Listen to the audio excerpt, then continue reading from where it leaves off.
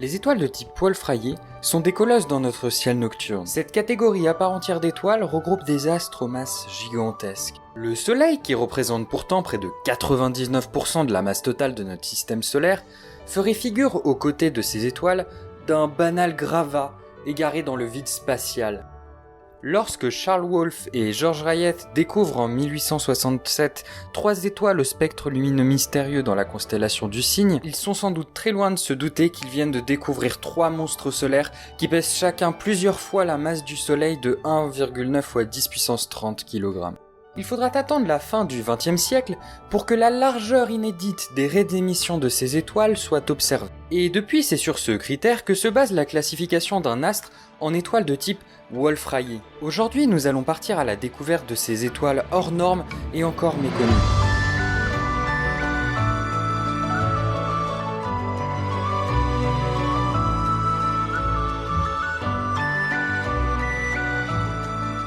Il suffit d'un critère pour qu'une étoile soit ou non désignée comme type Wolf-Rayet, mais cela n'enlève en rien la complexité de ces astres, car ces étoiles massives se distinguent entre autres par des vents stellaires extrêmement rapides et opaques. Là où les vents du Soleil ont une vitesse moyenne de 450 km par seconde, soit 1 620 000 km/h, les vents des étoiles Wolf-Rayet peuvent atteindre une vitesse moyenne de 2000 km par seconde, soit 7 200 000 km/h.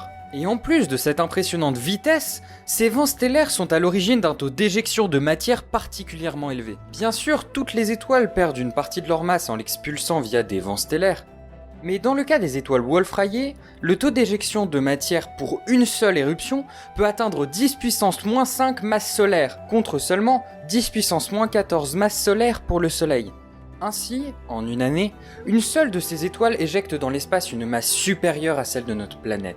Mais cette caractéristique conduit à une autre, puisqu'avec un taux d'éjection aussi élevé, ces étoiles ont une durée de vie de quelques millions d'années seulement, bien loin du Soleil et ses plusieurs milliards d'années d'existence, faisant littéralement de ces astres des colosses aux pieds d'argile, qui s'effondrent sur eux-mêmes à cause de leur masse énorme. Enfin, on peut aussi mentionner la luminosité très forte de ces étoiles, ainsi que leur température de surface très élevée, atteignant 50 000 degrés Kelvin contre seulement 6 000 pour le Soleil. Mais toutes les étoiles évoluent, passant d'une catégorie à une autre jusqu'à se transformer définitivement en naine noire. Alors quel chemin suivent les étoiles de Wolf-Rayet ?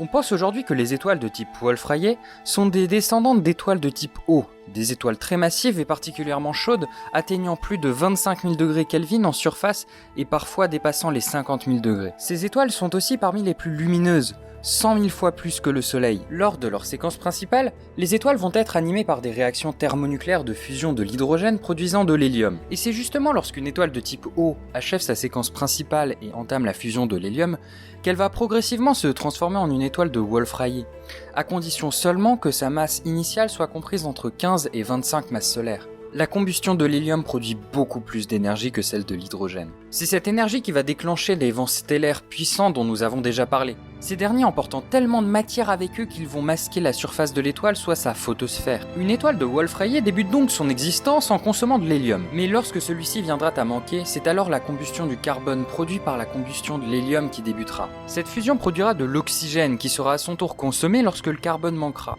Et ce, jusqu'à ce que le noyau de l'étoile ne se compose plus que de fer. La température du noyau n'étant pas suffisante pour entamer la fusion du fer, l'étoile s'éteindra après un dernier coup d'éclat. Une supernova dont la lumière va se propager dans toutes les directions et emporter avec elle toutes les couches externes de l'astre. De l'étoile, il ne restera plus que son noyau. Et si sa masse est supérieure à 1,4 masse solaire, alors ce noyau deviendra une étoile à neutrons, une catégorie d'étoiles tout aussi particulière. Et si la masse de ce noyau dépasse les 3 masses solaires, alors c'est un trou noir qui naîtra. Les étoiles de type Wolf-Rayet sont sans conteste des géantes au milieu des étoiles, mais parmi elles on retrouve aussi des astres particuliers aux masses impressionnantes. R136A1 et ses 315 masses solaires défient les théories sur la formation des étoiles et leur évolution. R136A1 est éloigné de 163 années-lumière de la Terre, et dispose d'un rayon 28 fois supérieur à celui du Soleil. Elle est aussi l'étoile la plus lumineuse découverte à ce jour, en plus d'être la plus massive. Si elle se situait à la place de Proxima Centauris, R136A1 serait aussi lumineuse que la pleine lune alors qu'elle serait située à 4,2 années-lumière de notre planète bleue. Cette étoile est si lumineuse qu'elle est proche de la limite d'Eddington. C'est une limite qu'aucune étoile ne peut dépasser sous peine de perdre une partie de sa matière et donc de sa luminosité. Une fois cette limite atteinte, la pression de radiation émanant de l'étoile est si forte que la gravité ne suffit plus à la maintenir stable dans son intégralité.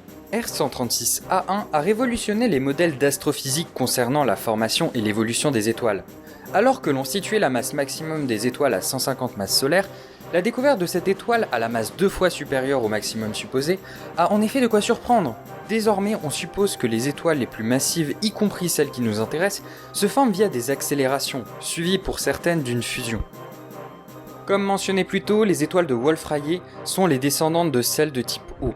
Il arrive que certaines étoiles soient considérées comme des étoiles de Wolf-Rayet alors qu'elles ne sont pas encore sur leur séquence principale. En effet, le classement d'une étoile dans cette catégorie se base uniquement sur son spectre lumineux. Une étoile avec un spectre similaire à celui attendu est donc considérée comme une étoile de type Wolf-Rayet, même si elle ne consomme pas encore de l'hydrogène. Et c'est le cas de R136A1 qui est en réalité une étoile très jeune. On estime en effet que ce colosse stellaire aurait environ 300 000 ans. Mais il est certain qu'elle n'atteindra jamais un âge comparable à celui du Soleil en raison de ses caractéristiques. On pense que lorsque cette étoile mourra, son noyau s'effondrera directement en trou noir, lors d'une formidable explosion d'hypernova qui dégagera l'équivalent en énergie de 100 supernovas. On pense d'ailleurs que les hypernovas sont les explosions les plus puissantes dans l'univers après celle du Big Bang. Mais aucune n'a jamais été observée à ce jour.